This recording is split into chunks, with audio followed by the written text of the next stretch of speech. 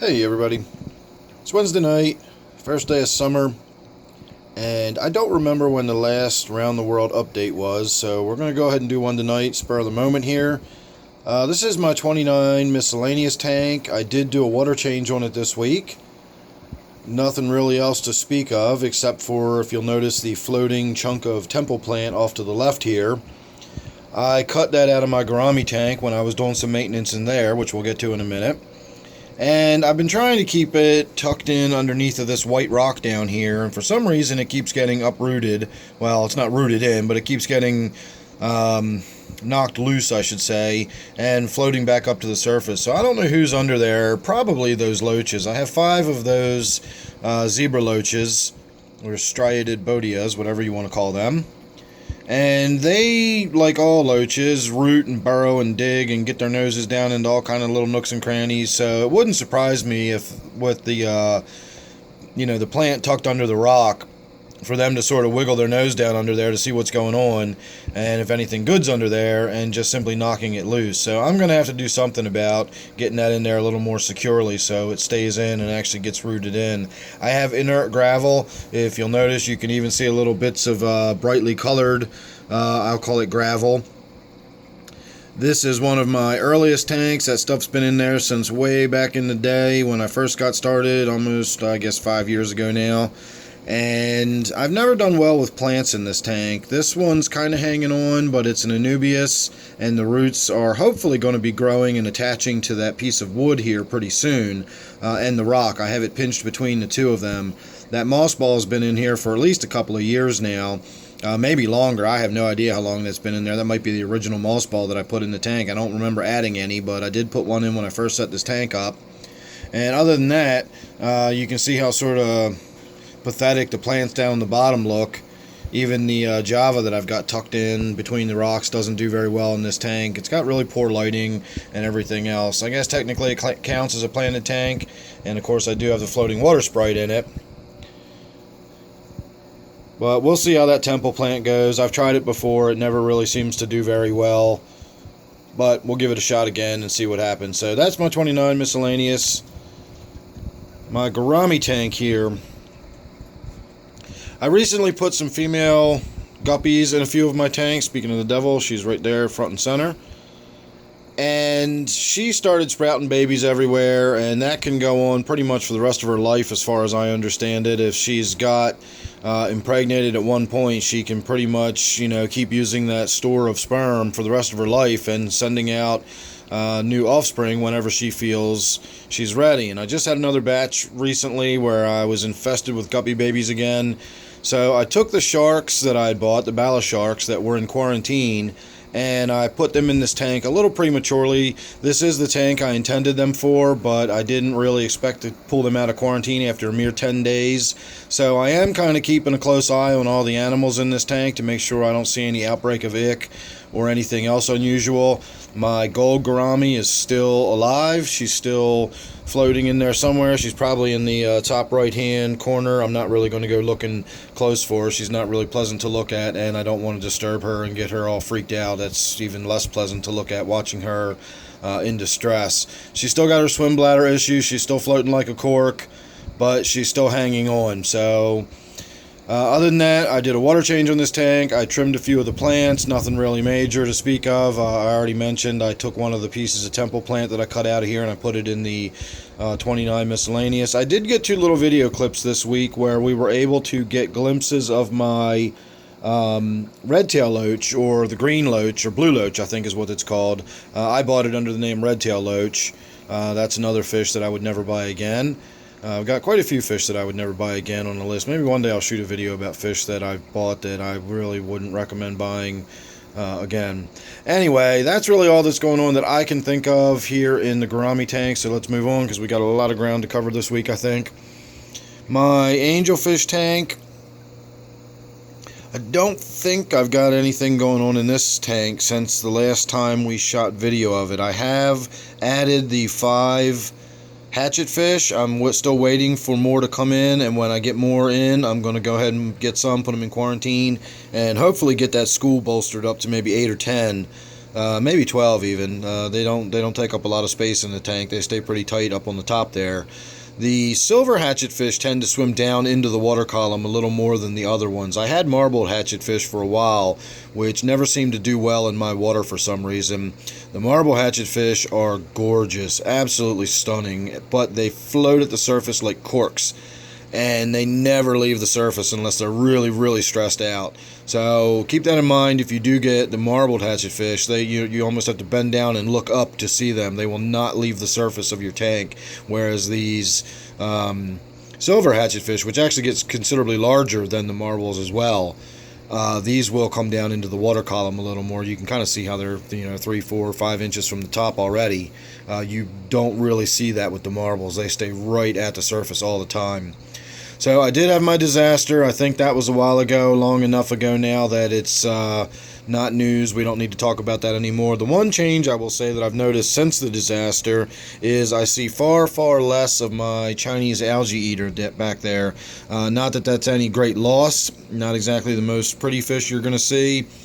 But I've definitely noticed a behavior change, and I'm assuming since the other two fish, one being the Pimelodus pictus catfish, was a bottom cave dweller, and the other was the Crenocycla, which similarly rooted around in and out of all the caves in the bottom. I think that just kept disturbing the algae eater, and it just kept it on the move more, and I wound up seeing it more frequently. And now that there's nobody else in the tank, bugging it down in the caves, it's able to just hunker down and disappear for the day, and I hardly ever see the thing anymore. So, again, the dynamics of the tank change. It's amazing when one or two animals gets removed or added or changed. You can add some plants, move some caves around. Almost anything will change the dynamics of a tank and can possibly change the behavior of the animals.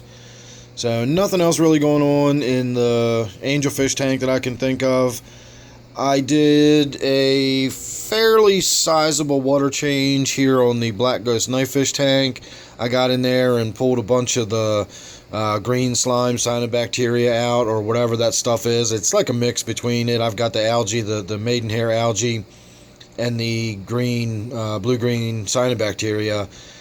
Right here you can see it very clearly, right on the tips, that really bright sort of bluish-green coloration. That's cyanobacteria growing in there.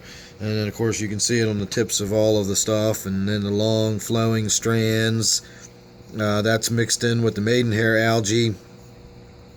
So I got in there and I did a big water change. I wiped the glass down and I trimmed a few of the plants up. I pulled some of the floating plants out to really let the light back in the tank.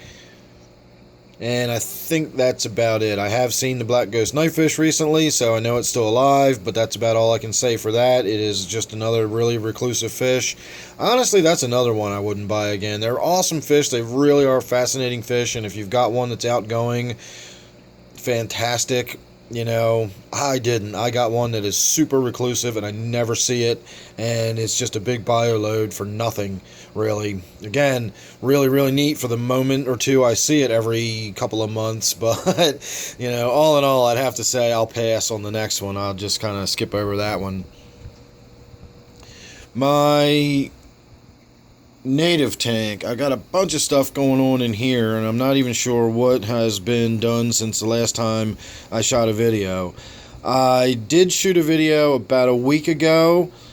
It was a pretty brutal video. I was just sort of shooting a morning video of the crayfish, and then suddenly one of the sunfish, the big sunfish that used to be in this tank, just started going after one of the crayfish, and I was able to get it all on film.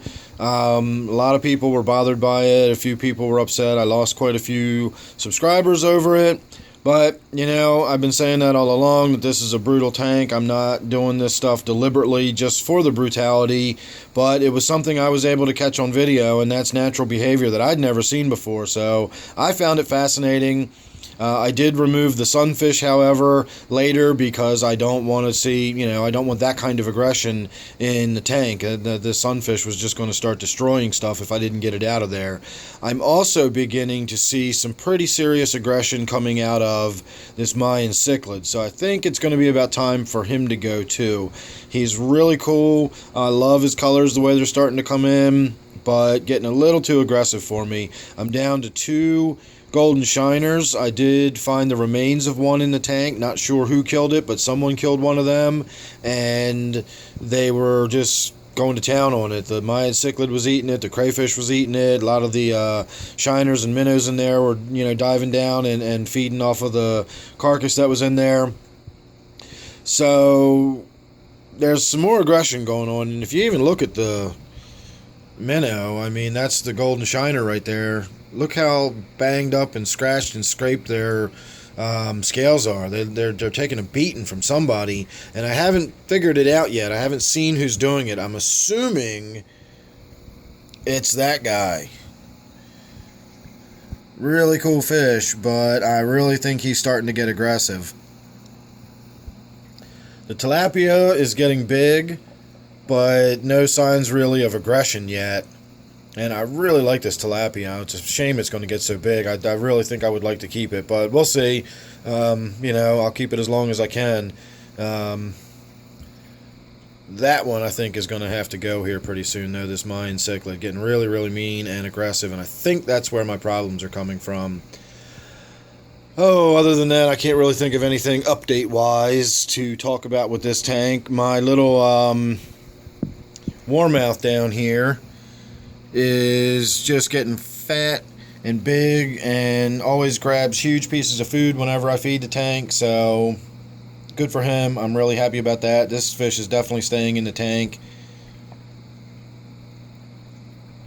And we're going to move on. I can't think of anything else about that tank. My little snail breeding tank that has my ghost shrimp in here. I think I've decided at some point whenever I get around to doing it, I'm going to scoop the ghost shrimp out. I'm pretty sure the ghost shrimp are eating the eggs or even the tiny baby snails, and they are actually preventing me from breeding snails.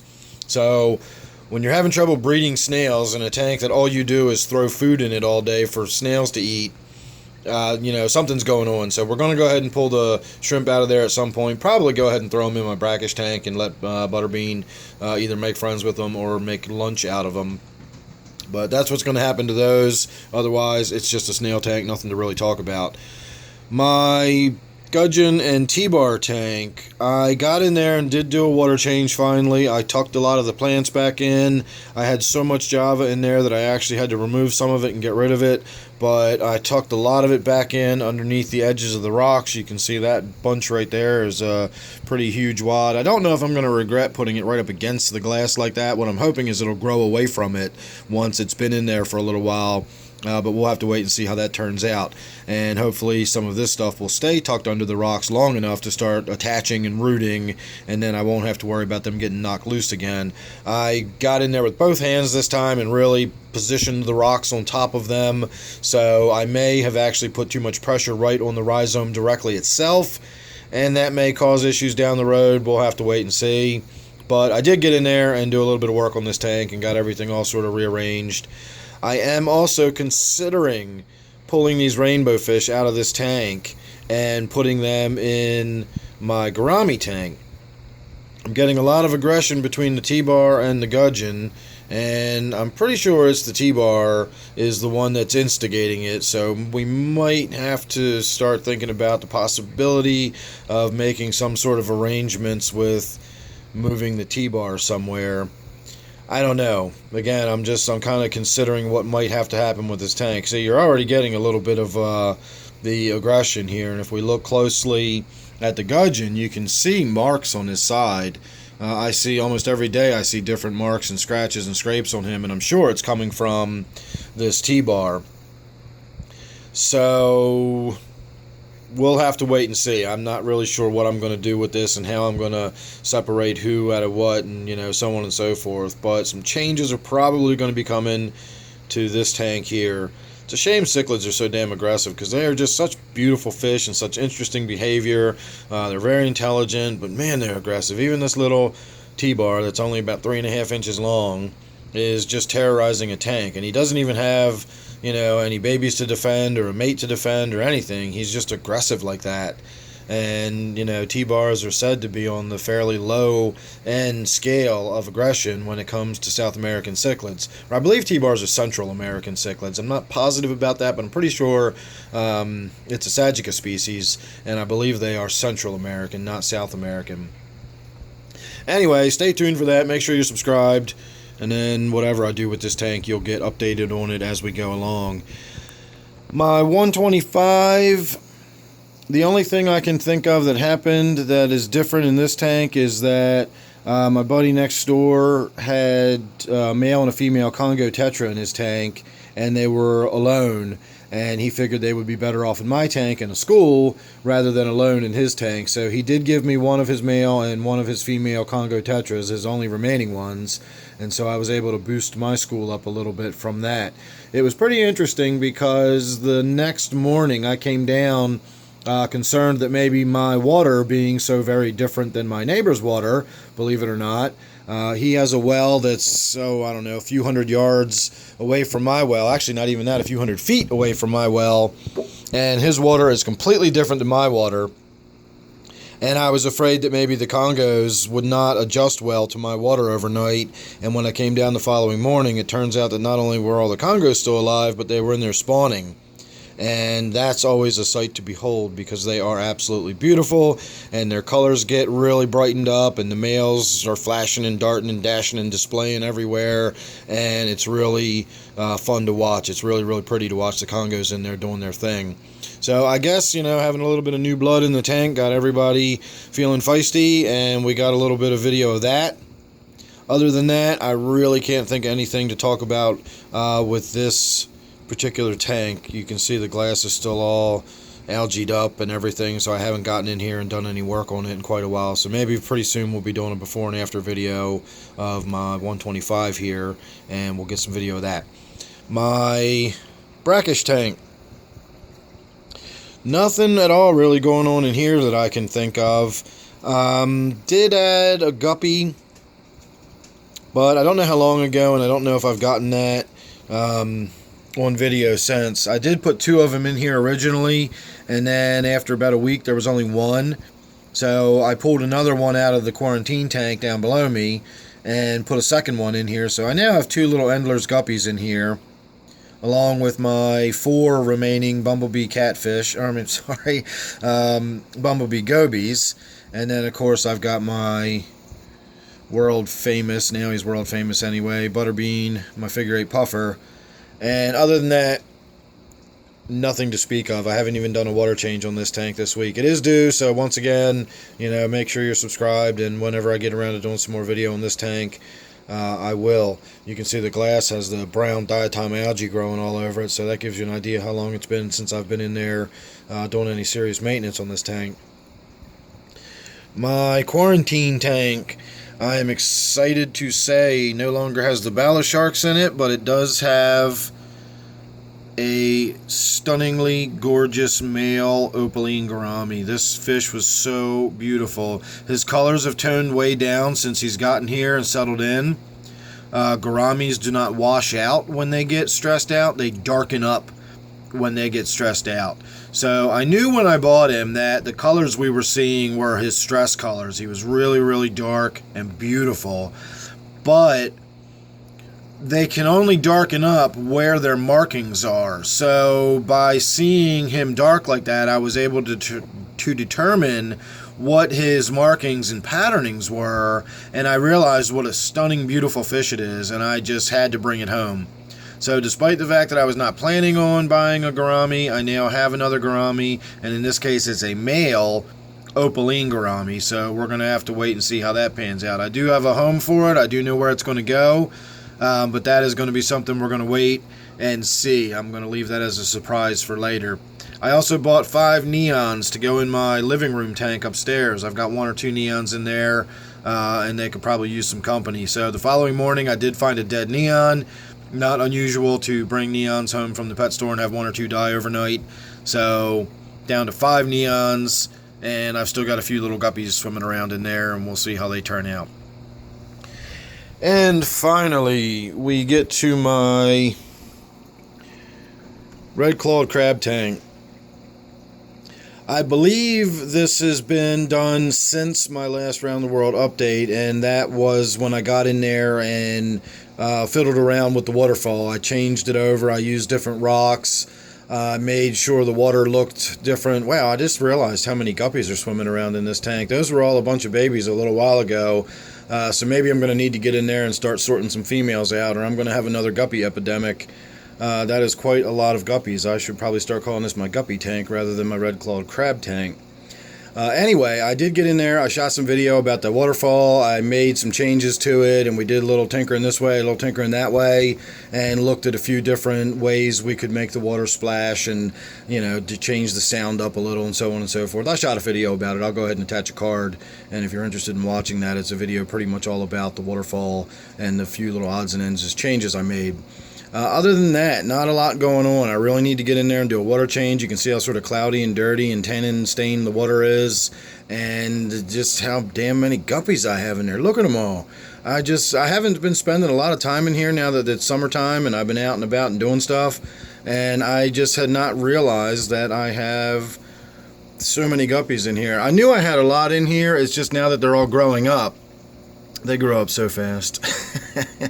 And they have. Suddenly, boom, I have all these, like, grown guppies in here. And I'm sure if there's any females in there, which there no doubt is, I'm going to be having another outbreak of guppies here. So maybe that's going to be something we're going to be doing pretty soon as well. So once again, as I said, make sure you're subscribed.